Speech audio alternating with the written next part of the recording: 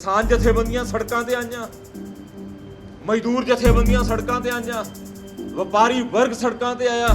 ਕਿਉਂਕਿ ਜੇ ਖੇਤੀਬਾੜੀ ਪ੍ਰਧਾਨ ਸੂਬਾ, ਇੱਥੇ ਦਾ ਵਪਾਰ ਤਾਂ ਚੱਲਣਾ ਜੇ ਕਿਸਾਨ ਦੀ ਜੇਬ ਦੇ ਵਿੱਚ ਕੈਸ਼ ਆ, ਪੈਸੇ ਆ। ਤੇ ਲੋਕ ਇਨਸਾਫ ਪਾਰਟੀ ਨੇ ਚੀਕ ਚਹਾੜਾ ਪਾਇਆ, ਐਜੀਟੇਸ਼ਨ ਕੀਤਾ, ਲੋਕਾਂ ਨੂੰ ਲਾਮਬੰਦ ਕਰਕੇ ਜਾਗਰੂਕ ਕਰਦੇ ਹੋਏ ਪ੍ਰੈਸ਼ਰ ਬਿਲਡ ਕੀਤਾ ਤੇ ਸਰਕਾਰ ਨੂੰ ਇਹ ਪ੍ਰਸਤਾਵ ਲਿਆਉਣਾ ਪਿਆ, ਜਿਨ੍ਹਾਂ ਨੇ ਹਮੇਸ਼ਾ ਪੰਜਾਬ ਤੇ ਪੰਜਾਬੀਆਂ ਦੀ ਪਿੱਠ ਦੇ ਵਿੱਚ ਛੁਰਾ ਖੋਪਿਆ। ਮਤਲਬ ਕਿ ਬਾਦਲ ਪਰਿਵਾਰ ਅਲੀ ਬਾਬਾ 40 ਚੋਰ ਹੁਣ 40 ਤਾਂ ਨਹੀਂ ਰਹੇ ਹੈਗੇ ਆ, ਕੋਈ ਉਹਨਾਂ ਦੇ 10-12 ਐਮਐਲਏ, ਇੱਕ ਵੀ ਐਮਐਲਏ ਵਿਧਾਨ ਸਭਾ ਦੇ ਵਿੱਚ ਹਾਜ਼ਰ।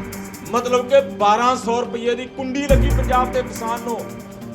ਕਿੱਥੇ ਆ ਤੁਹਾਡੀ ਮੋਦੀ ਦੀ ਸਰਕਾਰ ਜਿਹਦੀ ਐਮਐਸਪੀ ਦੀਆਂ ਤੁਸੀਂ ਗੱਲਾਂ ਕਰਦੇ ਹੋ? ਲੋਕ ਇਨਸਾਫ ਪਾਰਟੀ ਦੇ ਮੁਖੀ ਸਿਮਰਜੀਤ ਬੈਂਸ ਵੱਲੋਂ ਲੁਧਿਆਣਾ 'ਚ ਅੱਜ ਇੱਕ ਪ੍ਰੈਸ ਕਾਨਫਰੰਸ ਕਰਦਿਆਂ ਸਰਕਾਰ ਵੱਲੋਂ ਖੇਤੀ ਆਰਡੀਨੈਂਸ ਬਿੱਲ ਦੇ ਵਿਰੋਧ 'ਚ ਮਤਾ ਪਾਸ ਕਰਨ ਤੇ ਜਿੱਥੇ ਧੰਨਵਾਦ ਕੀਤਾ ਗਿਆ, ਉੱਥੇ ਹੀ ਕਿਹਾ ਗਿਆ ਕਿ ਕੇਂਦਰ ਸਰਕਾਰ ਵੱਲੋਂ ਕਿਸਾਨਾਂ ਦੇ ਹੱਕ ਖੋਹਣ ਲਈ ਇਹ ਦਿਨ ਲਿਆਂਦਾ ਗਿਆ ਹੈ, ਜਿਨ੍ਹਾਂ ਦੀ ਬਾਦਲਾਂ ਵੱਲੋਂ ਵੀ ਹਮਾਇਤ ਕੀਤੀ ਜਾ ਰਹੀ ਹੈ। ਮਕਸਦ ਸੀਗਾ ਕਿ ਜਿਹੜਾ ਖੇਤੀ ਸੁਧਾਰ ਆਰਡੀਨੈਂਸ ਮੋਦੀ ਦੀ ਸਰਕਾਰ ਵੱਲੋਂ ਪੰਜਾਬ ਦੇ ਕਿਸਾਨ ਨੂੰ ਡੁਬੋਣ ਵਾਸਤੇ, ਪੰਜਾਬ ਦੇ ਦਲਿਤ ਮਜ਼ਦੂਰ ਨੂੰ ਖਤਮ ਕਰਨ ਵਾਸਤੇ, ਪੰਜਾਬ ਦੇ ਕਿਸਾਨ ਨੂੰ ਬੇਜ਼ਮੀਨਾ ਕਰਨ ਵਾਸਤੇ, ਪੰਜਾਬ ਦੀ ਉਪਜਾਊ ਭੂਮੀ ਦੇ ਉੱਤੇ ਕਾਰਪੋਰੇਟ ਦਾ ਕਬਜ਼ਾ ਕਰਾਉਣ ਵਾਸਤੇ ਇਹ ਆਰਡੀਨੈਂਸ ਲੈ ਕੇ ਆਂਦੇ। ਮੈਂ ਅਕਸਰ ਇਹ ਗੱਲ ਕਹੀ ਕਿ ਇੱਕ ਜਦੋਂ ਮੈਂ ਪੜ੍ਹਦਾ ਸੀਗਾ ਤੇ ਤੂਤਾਂ ਵਾਲਾ ਖੂਹ ਨਾਵਲ ਬੜਾ ਫੇਮਸ ਹੋਇਆ ਸੀ।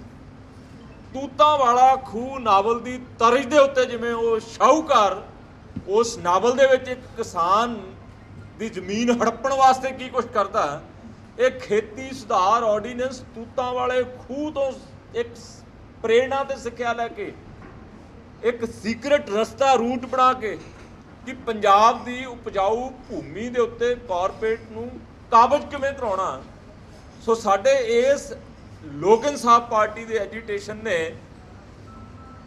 ਉਹ ਵੇਲੇ ਜਦੋਂ ਪੰਜਾਬ ਦੇ ਵਿੱਚ ਕਿਸੇ ਰਾਜਨੀਤਿਕ ਪਾਰਟੀ ਨੇ ਕੋਈ ਆਪਣਾ ਪ੍ਰੋਗਰਾਮ ਨਹੀਂ ਲਿਖਿਆ, ਕਿਸੇ ਰਾਜਨੀਤਿਕ ਪਾਰਟੀ ਨੇ ਇਸ ਪਾਸੇ ਧਿਆਨ ਨਹੀਂ ਦਿੱਤਾ, ਤੇ ਲੋਕ ਇਨਸਾਫ ਪਾਰਟੀ ਦੇ ਹਜ਼ਾਰੂ ਯੋਧਿਆਂ ਨੇ 300 ਕਿਲੋਮੀਟਰ ਲੰਬੀ ਰੋਸ ਯਾਤਰਾ ਸਾਈਕਲਾਂ ਦੇ ਉੱਤੇ ਸਵਾਰ ਹੋ ਕੇ ਪੰਜਾਬ ਦੇ ਲੋਕਾਂ ਨੂੰ ਜਾਗਰੂਕ ਕੀਤਾ। 5 ਦਿਨ ਰਾਤ ਨੂੰ ਪਿੰਡਾਂ ਦੇ ਪਿੰਡ ਸਾਡੇ ਟੈਂਟਾਂ ਦੇ ਵਿੱਚ ਆਉਂਦੇ, ਦਿਨ ਦੇ ਵਿੱਚ ਪਿੰਡ ਸ਼ਹਿਰ ਕਸਬਿਆਂ ਦੇ ਵਿੱਚੋਂ ਦੀ ਹੁੰਦੇ ਹੋਏ ਕਿਸਾਨ, ਆੜ੍ਹਤੀਆ, ਪੱਲੇਦਾਰ, ਛੋਟਾ ਟਰਾਂਸਪੋਰਟਰ, ਦਲਿਤ ਖੇਤ ਮਜ਼ਦੂਰ, ਇਹਨਾਂ ਸਾਰਿਆਂ ਨੂੰ ਜਾਗਰੂਕ ਕਰਕੇ ਪੰਜਾਬ ਦੇ ਅੰਦਰ ਇੱਕ ਐਸਾ ਜਾਗਰੂਕਤਾ ਦਾ ਮਾਹੌਲ ਪੈਦਾ ਕੀਤਾ। ਕਿਸਾਨ ਜਥੇਬੰਦੀਆਂ ਸੜਕਾਂ ਤੇ ਆਈਆਂ, ਮਜ਼ਦੂਰ ਜਥੇਬੰਦੀਆਂ ਸੜਕਾਂ ਤੇ ਆਈਆਂ, ਵਪਾਰੀ ਵਰਗ ਸੜਕਾਂ ਤੇ ਆਇਆ। ਕਿਉਂਕਿ ਜੇ ਖੇਤੀਬਾੜੀ ਪ੍ਰਧਾਨ ਸੂਬਾ, ਇੱਥੇ ਦਾ ਵਪਾਰ ਤਾਂ ਚੱਲਣਾ ਜੇ ਕਿਸਾਨ ਦੀ ਜੇਬ ਦੇ ਵਿੱਚ ਕੈਸ਼ ਆ, ਪੈਸੇ ਆ। ਜੇ ਕਿਸਾਨ ਦੀ ਜੇਬ 'ਚ ਦੋਸਤੋ ਕੈਸ਼ ਪੈਸੇ ਆ, ਫਿਰ ਸਾਈਕਲ, ਸਕੂਟਰ, ਮੋਟਰਸਾਈਕਲ, ਕਾਰਾਂ, ਸੋਨਾ, ਕੱਪੜਾ, ਬਜਾਜੀ, ਇਹ ਵਪਾਰ ਤਾਂ ਹੀ ਚੱਲਣਾ। ਕਿਉਂਕਿ 80% ਨਿਰਭਰਤਾ ਖੇਤੀਬਾੜੀ ਦੇ ਉੱਤੇ ਹੈ। ਜੇ ਕਿਸੇ ਗੱਡੀ ਦੀ ਹੱਬ ਟੁੱਟ ਜਾਵੇ, ਉਹਦਾ ਧੁਰਾ ਟੁੱਟ ਜਾਵੇ, ਤੇ ਕੀ ਉਹ ਗੱਡੀ ਚੱਲ ਸਕਦੀ ਹੈ? ਸੋ ਸਾਡਾ ਧੁਰਾ ਖੇਤੀਬਾੜੀ ਹੈ। ਜੇ ਖੇਤੀਬਾੜੀ ਕਿਸਾਨ ਖੁਸ਼ਹਾਲ ਆ ਤੇ ਫਿਰ ਸਾਡੀ ਗੱਡੀ ਜਿਹੜੀ ਆ ਉਹ ਦੌੜਦੀ ਹੈ। ਸੋ ਅੱਜ ਮੈਨੂੰ ਇਸ ਗੱਲ ਦੀ ਅਤਿਅੰਤ ਪ੍ਰਸੰਨਤਾ ਕਿ ਲੋਕ ਇਨਸਾਫ ਪਾਰਟੀ ਦੇ ਵਿੱਢੇ ਸੰਘਰਸ਼ ਨੂੰ ਬਹੁਤ ਵੱਡੀ ਪੱਧਰ ਤੇ ਜਾਗਰੂਕਤਾ ਦੇ ਮਾਹੌਲ ਦੇ ਵਿੱਚ ਇੱਕ ਸਫਲਤਾ ਪ੍ਰਾਪਤ ਹੋਈ ਹੈ। ਉਹ ਸਫਲਤਾ ਜਿਹੜੀ ਕੱਲ ਵਿਧਾਨ ਸਭਾ ਦੇ ਵਿੱਚ ਸਰਕਾਰ ਨੂੰ ਮਜਬੂਰ ਕੀਤਾ ਪੰਜਾਬ ਦੇ ਲੋਕਾਂ ਨੇ। ਲੋਕ ਇਨਸਾਫ ਪਾਰਟੀ ਦੀ ਜਾਗਰੂਕਤਾ ਮੁਹਿੰਮ ਤੋਂ ਬਾਅਦ ਸਰਕਾਰ ਨੂੰ ਪ੍ਰਸਤਾਵ ਲਿਆਉਣਾ ਪਿਆ ਵਿਧਾਨ ਸਭਾ ਦੇ ਅੰਦਰ। ਖੇਤੀਬਾੜੀ ਜਿਹੜੇ ਸੁਧਾਰ ਆਰਡੀਨੈਂਸ ਤਿੰਨੋਂ ਹੈਗੇ ਆ, ਉਹਨਾਂ ਨੂੰ ਬਹੁਤ ਸੰਮਤੀ ਦੇ ਨਾਲ ਰੱਦ ਕਰਕੇ ਲੋਕ ਸਭਾ ਤੇ ਰਾਜ ਸਭਾ ਨੂੰ ਭੇਜਣ ਦਾ ਉਪਰਾਲਾ ਕੱਲ੍ਹ ਜਿਹੜਾ ਗਵਰਨਮੈਂਟ ਨੇ ਕੀਤਾ। ਇੱਕ ਤਾਂ ਅਸੀਂ ਸਰਕਾਰ ਪੰਜਾਬ ਦਾ ਇਸ ਗੱਲੋਂ ਧੰਨਵਾਦ ਵੀ ਕਰਦੇ ਹਾਂ ਕਿ ਚੀਕਾਂ ਮਾਰਨ ਤੋਂ ਬਾਅਦ, ਰੌਲਾ ਪਾਉਣ ਤੋਂ ਬਾਅਦ ਬੱਚੇ ਨੂੰ ਭੁੱਖ ਲੱਗੀ ਹੋਵੇ, ਕਈ ਵਾਰੀ ਮਾਂ ਨੂੰ ਵੀ ਯਾਦ ਨਹੀਂ ਆਉਂਦਾ ਵੀ ਬੱਚੇ ਨੂੰ ਭੁੱਖ ਆ। ਜਿੰਨੀ ਦੇਰ ਤੱਕ ਬੱਚਾ ਉੱਚੀ ਆਵਾਜ਼ 'ਚ ਮਾਂ ਨੂੰ ਚੀਕ ਮਾਰ ਕੇ ਪੁਕਾਰਦਾ ਨਹੀਂ ਤੇ ਮਾਂ ਵੀ ਆਪਣੇ ਕੰਮਾਂ 'ਚ ਬਿਜ਼ੀ ਰਹਿੰਦੀ ਹੈ। तो लोक इंसाफ पार्टी ने चीक चहाड़ा पाया, एजुटेशन किया, लोगों को लामबंद करके जागरूक करते हुए प्रैशर बिल्ड किया ते सरकार नूं ये प्रस्ताव लियाउणा पिया। ਇਸ ਦੇ ਨਾਲ ਹੀ ਉਹਨਾਂ ਕਿਹਾ ਕਿ ਵਿਧਾਨ ਸਭਾ ਸੈਸ਼ਨ ਦੇ ਦੌਰਾਨ ਸਾਰੇ ਹੀ ਵਿਧਾਇਕ ਇਸ ਦੇ ਵਿਰੋਧ 'ਚ ਸਨ, ਪਰ ਬਾਦਲਾਂ ਨੇ ਇਸ ਤੇ ਕੁਝ ਵੀ ਨਹੀਂ ਕਿਹਾ। ਬੈਂਸ ਨੇ ਕਿਹਾ ਕਿ ਵਿਧਾਨ ਸਭਾ 'ਚ ਪਾਸ ਕੀਤੇ ਗਏ ਮਤੇ ਨੂੰ ਰਾਜ ਸਭਾ ਅਤੇ ਲੋਕ ਸਭਾ 'ਚ ਭੇਜਣਾ ਚਾਹੀਦਾ ਹੈ। ਇਸ ਦੌਰਾਨ ਉਹਨਾਂ ਕਿਹਾ ਕਿ ਲੋਕ ਇਨਸਾਫ ਪਾਰਟੀ ਵੱਲੋਂ ਜੋ ਬੀਤੇ ਦਿਨੀ ਇਸ ਖੇਤੀਬਾੜੀ ਆਰਡੀਨੈਂਸ ਦੇ ਖਿਲਾਫ ਜੋ ਸਾਈਕਲ ਯਾਤਰਾ ਕੱਢੀ ਗਈ ਸੀ, ਉਸ ਨਾਲ ਪੰਜਾਬ ਦੇ ਕਿਸਾਨ ਜਾਗਰੂਕ ਹੋਏ ਹਨ ਅਤੇ ਪੰਜਾਬ ਸਰਕਾਰ ਨੂੰ ਮਜਬੂਰ ਨੇ ਮਤਾ ਵਿਧਾਨ ਸਭਾ 'ਚ ਪਾਸ ਕਰਨਾ ਪਿਆ। ਸੋ ਕੱਲ ਦੀ ਵੱਡੀ ਸਫਲਤਾ ਹੈ ਕਿ ਪ੍ਰਸਤਾਵ ਲੋਕ ਸਭਾ ਦੇ ਵਿੱਚ ਬਹੁਤ ਸੰਮਤੀ ਦੇ ਨਾਲ ਪਾਸ ਹੋ ਗਿਆ।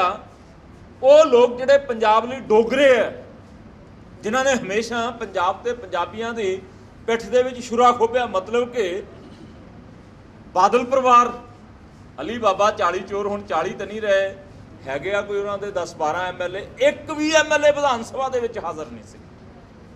ਉਹ ਇਸ ਗੱਲ ਦਾ ਸੰਕੇਤ ਆ, ਉਹ ਇਸ ਗੱਲ ਦਾ ਸੰਕੇਤ ਆ ਕਿ ਸੁਖਬੀਰ ਬਾਦਲ ਘਬਰਾਏ ਹੋਏ ਆ, ਬਾਦਲ ਪਰਿਵਾਰ ਡਰਿਆ ਹੋਇਆ ਕਿ ਅਸੀਂ ਕਿਹੜਾ ਮੂੰਹ ਲੈ ਕੇ ਲੋਕਾਂ ਦੇ ਵਿੱਚ ਜਾਵਾਂਗੇ।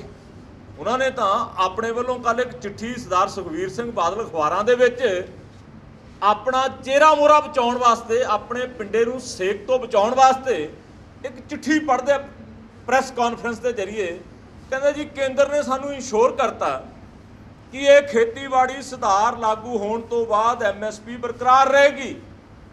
ਮੇਰੀ ਤੁਹਾਡੇ ਜ਼ਰੀਏ ਸਤਿਕਾਰਯੋਗ ਸਰਦਾਰ ਸੁਖਬੀਰ ਸਿੰਘ ਬਾਦਲ ਨੂੰ ਇਹ ਸਵਾਲ ਤੇ ਪ੍ਰਸ਼ਨ ਆ ਕਿ ਅਸੀਂ ਤੁਹਾਡੀ ਗੱਲ ਦੇ ਉੱਤੇ ਯਕੀਨ ਕਰ ਲੈਂਦੇ ਆ ਕਿ ਐਮਐਸਪੀ ਨਹੀਂ ਟੁੱਟੂਗੀ।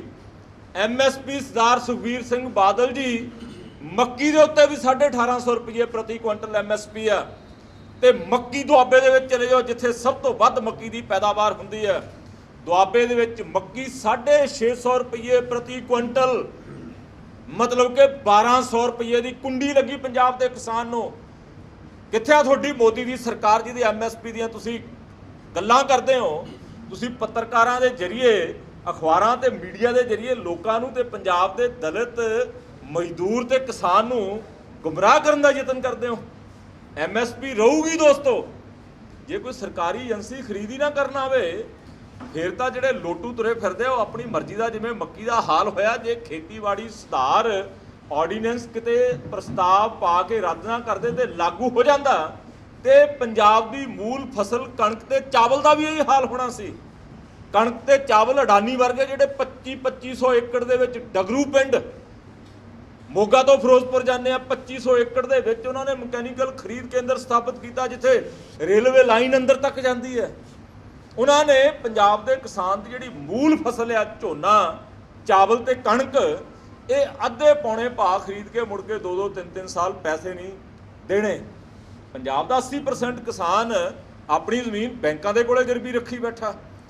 ਜਦੋਂ 2-3 ਸਾਲ ਮੂਲ ਫਸਲ ਦੀ ਰਕਮ ਨਾ ਆਈ ਤੇ ਬੈਂਕਾਂ ਦੀ ਕੁਰਕੀ ਆਉਣੀ ਆ, ਤੇ ਕੁਰਕੀਆਂ ਦੇ ਜ਼ਰੀਏ ਫਿਰ ਇਹ ਲੋਕ ਜਿਹੜੇ ਕਾਰਪੋਰੇਟ ਅਡਾਨੀ ਤੇ ਅਮਾਨੀ ਵਰਗੇ ਆ, ਉਹ ਬੈਂਕਾਂ ਵਾਲਿਆਂ ਨਾਲ ਸੰਧੀ ਕਰਕੇ ਇੱਕ ਸੰਗਠਨ ਬਣਾ ਕੇ ਪੰਜਾਬ ਦੇ ਕਿਸਾਨ ਦੀ ਉਪਜਾਊ ਭੂਮੀ ਨੂੰ ਕੌਡੀਆਂ ਦੇ ਭਾਅ ਤੇ ਖਰੀਦਣ ਦਾ ਮਨਸੂਬਾ ਸੀ।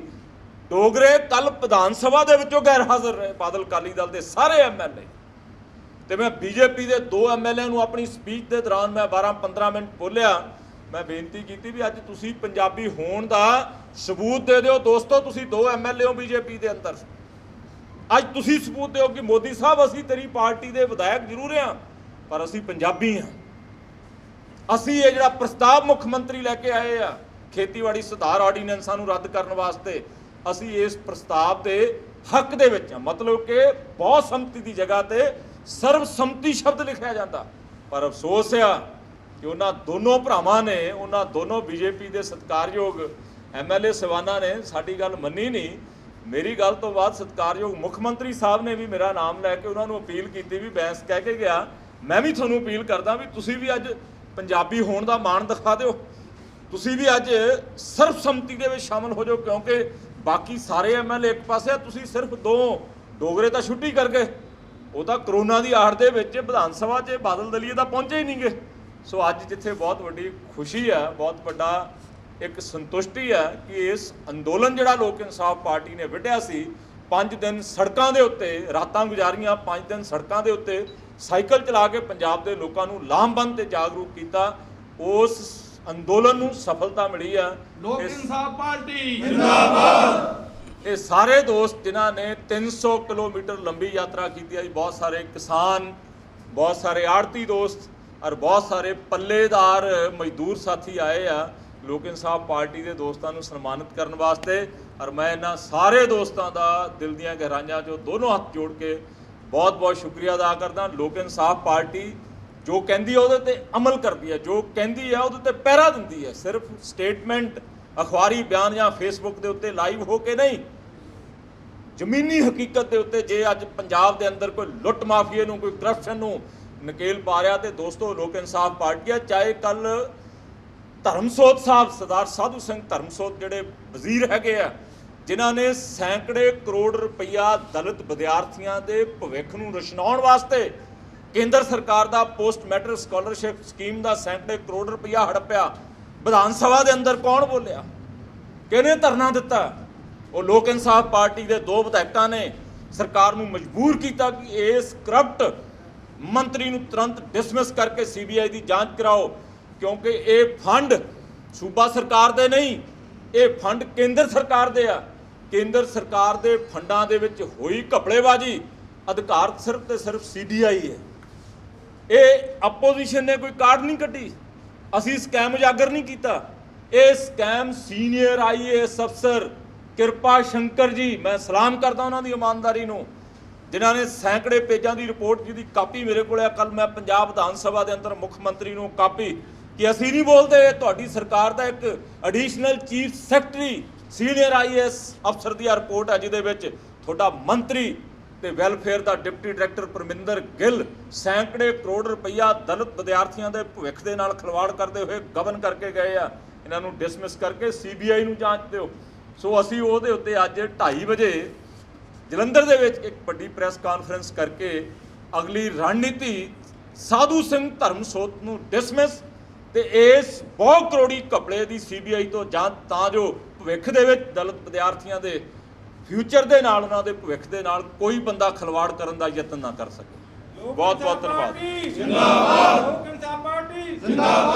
ਪੰਜਾਬ ਸਰਕਾਰ ਵੱਲੋਂ ਬੀਤੇ ਦਿਨ ਵਿਧਾਨ ਸਭਾ ਸੈਸ਼ਨ ਦੌਰਾਨ ਖੇਤੀ ਆਰਡੀਨੈਂਸ ਬਿੱਲ ਦੇ ਵਿਰੋਧ 'ਚ ਮਤਾ ਪਾਸ ਕਰਨ ਤੇ ਸੂਬੇ ਦੇ ਕਿਸਾਨਾਂ 'ਚ ਖੁਸ਼ੀ ਦੀ ਲਹਿਰ ਹੈ। ਉੱਥੇ ਹੀ ਹੁਣ ਦੇਖਣਾ ਇਹ ਹੋਵੇਗਾ ਕਿ ਵਿਧਾਨ ਸਭਾ 'ਚ ਪਾਸ ਕੀਤੇ ਗਏ ਮਤੇ ਨੂੰ ਰਾਜ ਸਭਾ ਅਤੇ ਲੋਕ ਸਭਾ 'ਚ ਕਦੋਂ ਭੇਜਿਆ ਜਾਵੇਗਾ ਅਤੇ ਕੇਂਦਰ ਸਰਕਾਰ ਇਸ ਬਿੱਲ ਤੇ ਕੀ ਫੈਸਲਾ ਸੁਣਾਏਗੀ। ਹਕੀਕਤ TV ਪੰਜਾਬੀ ਲਈ ਲੁਧਿਆਣਾ ਤੋਂ ਸੁਰਿੰਦਰ ਸੋਨੀ ਦੀ ਰਿਪੋਰਟ।